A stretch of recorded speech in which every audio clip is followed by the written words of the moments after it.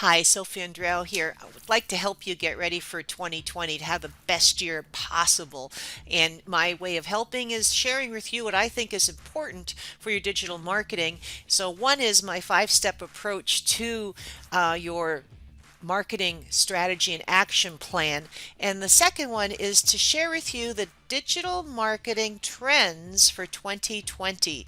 I've done a bunch of research. I've been working with all of our clients, obviously, and I'd like to share with you what I think the biggest trends are.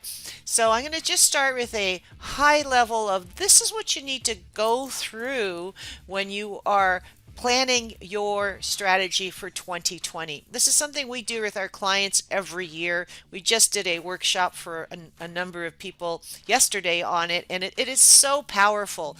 So in this, you want to understand your strategy and your purpose, your unique value proposition by doing a bit of an audit on what others are doing and then coming through with, yes, this is what is unique about our story. This is what's unique about our clients. So what is your unique value proposition? And we worked with a few businesses all year long, and it was interesting to see how their purpose had changed from I need to sell this book to I need to tell my story, which sells the book. So the purpose is so critical. It's all about telling the right story that resonates with the right client. And then outreach. Are you going to any trade shows? Are you going to join associations? Are you going to speak at a conference?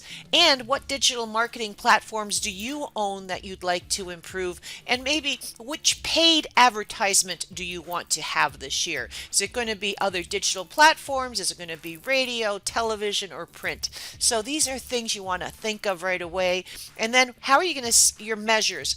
Think of the percentage you'd like to increase your business, and then what percentage of that would you like to come buy it from social or from a trade show or from traditional. So then you can start figuring out how much time to put in these different areas. So remember, obviously, well, we won't talk about that right now. And then content planning. How are you going to have something authentic that's engaging?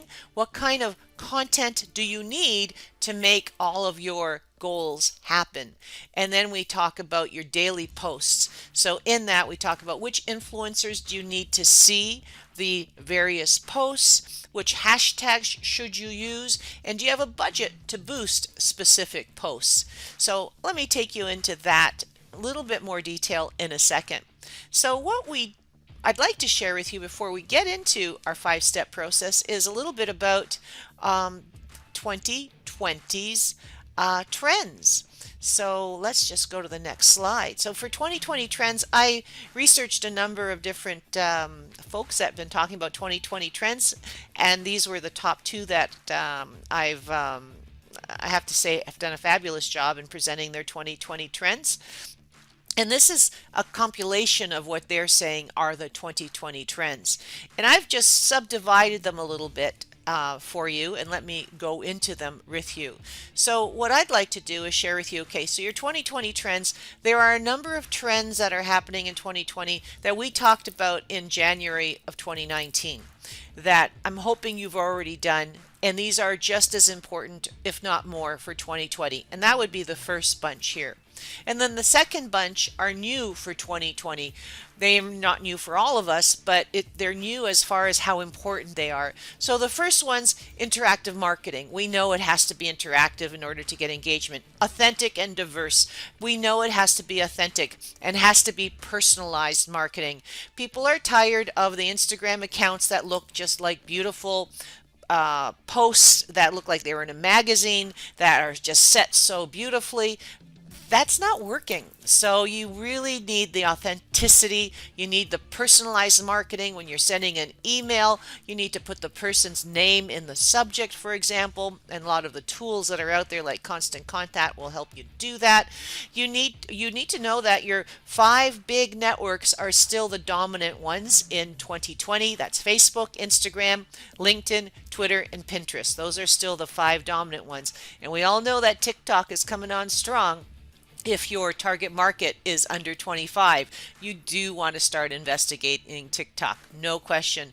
And what we talked about last year again was empirical data, which is data that disappears after 15 seconds. Started with Snapchat, and now we are, many of us, most of us are using it with Instagram and with Facebook. So that will continue to be as important as it was. You probably get 2 times the amount of activity and eyes on your post with stories over posts. So they're very important. Influence marketing, that's going to continue to be important. Influence marketing has changed a little bit. Where micro influencers is what's appropriate. Those influencers that help you get engagement, those influencers that actually engage with you, not just the giants, because you can't get them their attention. You have to find micro influencers, those that just even have a few thousand followers, and you just need a few of those who are sharing your message, depending on how large your company is. So your influencers have changed. A lot of the work we read out there says someone with 10,000 followers is really a good influencer. Social advertising, that again is still strong. It keeps on increasing. So when we do our calendar, we always indicate how much money are you going to spend this month on your social advertisement, and then which of the purposes that you are leveraging this month through your social, that how much are you going to spend on those, and then you spread that out through the month. And then your video content, just like last year, this year it's going to be just as important. And then kind of what's new for 2020, most of us don't have this yet, but Facebook is introducing Facebook Pay, much like PayPal, but Facebook Pay, where I can get paid through Facebook without them taking any percentage of the money for products right through Facebook. You can send friends money through Facebook. You can send clients money through Facebook. So Facebook is coming out with Facebook Pay. That's going to be quite substantial for a lot of my clients who do business on Facebook. It's going to make their life, I think, a lot easier. So it should be interesting. Content private messaging apps. When we were in Peru this past October, they used WhatsApp for all of their customer service activity. And that's becoming more of the norm, where people would prefer to click on a message you now button on Facebook versus a call us now button, or a message us now is the preferred way. People want to message you right away, and they'd like to get an answer right away. So that's a trend that is becoming a reality. Online reputation management. That is one that is all about, people will want to read at least 10 reviews on significant items that they're purchasing before they purchase it. They're going to want to look at 10 reviews. So you need to check out all of your reviews online and make sure you are nurturing your reviews. We have a whole practice on how to help people nurture their reviews. It's very important this year. Search by voice. We all do it. I don't want to ask him right now because he'll answer me, but Google. I don't know if he can spell, but we're always saying, hey, can you tell me where the closest pizza joint is, or can you tell me what's going on tonight? So how do you get ready for that so that your website is voice friendly? You answer questions in your website. Think of the questions that they ask search engines. Make sure that you've answered those questions on your homepage and websites, or have a frequently asked questions area in your website. As well, your Google listing is critical. Make sure your Google listing answers those questions as well, and that will help you get found with voice searches. Pretty cool, eh? Augmented reality, it's probably one of the more items out there that not a lot of my small businesses will be getting into in 2020, but it's one that's becoming much more accepted, that I'd like to try on this dress. I'd like to see how it looks in different colors. I'd like to buy new furniture. I'm going to upload my dimensions so that I can put furniture in there and see what it's going to look like. So augmented reality, putting the glasses on and walking around. So augmented reality is one that is becoming more and more important to your business in 2020. Real-time marketing live stream, selling. So what's becoming again more and more important is selling through live streaming. It's become very effective in 2019. It's going to become even bigger, they believe, in 2020. And I see I'm missing one. The one I'm missing is Pinterest. Pinterest has a new store ability, which I think is going to make Pinterest become even more important to companies who may not have been leveraging its power. If they have visual products and they sell online, Pinterest has a new shopping approach that you're going to want to take a look at. Here, I'll show you. Right here it is. Good. I thought I had it up still. So new ways to reach shoppers, shop the. But this is what it looks like. So it's coming soon, and this is what it's going to look like on Pinterest. So that's pretty cool, right? So just something you want to keep aware of and keep an eye on it. And I'll make more updates. But it's looking very interesting on Pinterest for selling online. So I was delighted to see that. It's something that's fairly, I think it's going to be very effective. And life after likes. As many of us know, we aren't seeing likes anymore. We see that a couple people have liked it, but we don't see the number of people that like our posts on Instagram, and Facebook will be adopting that as well. So you as the business owner will be able to see your insights, and you'll be able to see which of your posts are most effective. But the population, your visitors, aren't going to be able to see it. So that's kind of the 2020 trends, and you need to just embrace a few that you know are going to make a difference, whether it's the private messaging app, whether it's Facebook Pay when it comes out, online reputation, everyone needs to do that. Voice search, everyone needs to do that.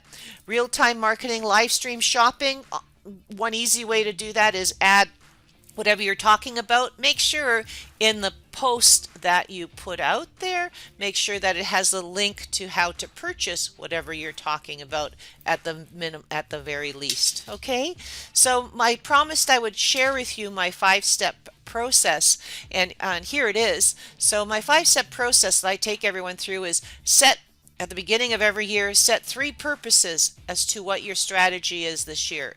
And then we talk you through on how to create effective purposes. Create a competitive audit based on yourself and 3 competitors. What are they doing? And we have a whole matrix we take you through. But generally, we talk about what's their approach, what's your approach, what's their unique value proposition, how are they engaging on Facebook or on Twitter or Instagram or Pinterest. What can you learn from that? How are you doing? And then set some bars for what you'd like to do throughout the year. And then your unique brand. Now that you've talked about your purpose, you've looked at some competitors, revisit what your unique value proposition is. What is unique to your company? And then growth partners. You really need to understand who your growth partners are, whether they're local, industry, or associations you're going to grow. And then look at which hashtags you need to use so that you're part of a conversation, and which hashtags do you need to use to localize yourself. What are your keywords, and check your Google listing to make sure that everything is working. And these are some of the forms that we use when we're working with our clients. I won't bore you with those, but that's how we start our strategy session. And then your outreach. List all the trade shows you're going to go to and prioritize. List the networks you're going to join and prioritize. List your own social media and prioritize. Maybe there's some that you aren't acceptable. Maybe there's some you need to add. Can you be a guest speaker somewhere, or can you be a guest blogger? And what paid ads are you going to pay for this year, whether it's digital, print, radio, or television? And then here's some forms that we use to organize our clients. Finally, step 3 out of 5, what are your business goals? What are you actually looking to achieve this year? Percentage growth increase by service or product. And then look at web sales, social sales, and other sales. What percentage of that is going to happen because of your website, because of your social, or because of other outreach? And then also look at your, this is for measures, your current digital footprint, how many followers you have and what's your reach and what's your desire for next year. And these are some of the spreadsheets that we use to help maintain that order in the measure area. And then step number four, we look at our content plan, and this is where we start getting kind of fun, where we look at this and we put it out for 12 months. And we say, okay, so what seasonal events are there that we need to be involved in, that we could get ready for ahead of time? What trade shows are we going to go to that we need to get content ahead of time? What special events do we have that we need to share online? What maybe daily themes do we want to have? Do we want to talk about, Wisdom Wednesday? Do we want to have a Fun Fact Friday? So what daily themes might work in our company? And then who are those that are going to share and care about our activity? And these are some of the matrices that we use to manage our clients again. And then finally, for the daily themes, step 5, daily posts. When you look at a post, you already know your 3 purposes. Which purpose is it for? How are you going to make sure it's authentic and trustworthy? Meaning which visual are you going to use? You have to be authentic. That's what people are responding to in 2020. How are you going to have it as an engaging? Is it a question? Is it a contest? We all know that contests work, but they need to have something to do with your company. We talked about that 2 years ago, 3 years ago, 4 years ago. It's still very important. When you have a contest, make sure it's something that extends your company's services or products or reputation, what you believe in. It might even be not products that you have, but it could be products your clients have. You can do a lot of partnership for contests as well. We talked quite a bit about that with our clients yesterday in our workshop. And then what budget do you have for every post, as I said? And then what keywords do you need to use? What tags? Who are you going to tag? And then what are the actual hashtags you're going to use? And this is basically what we end up doing, is we end up saying, okay, what's the purpose? Which purpose is it? What's the visual? Is it a video or is it a client? What's the call to action that we want this post to talk about? Is there a budget? And who are we tagging? So that's our approach for 2020 in a nutshell. Good luck to you, and I hope your 2020 is out of this world.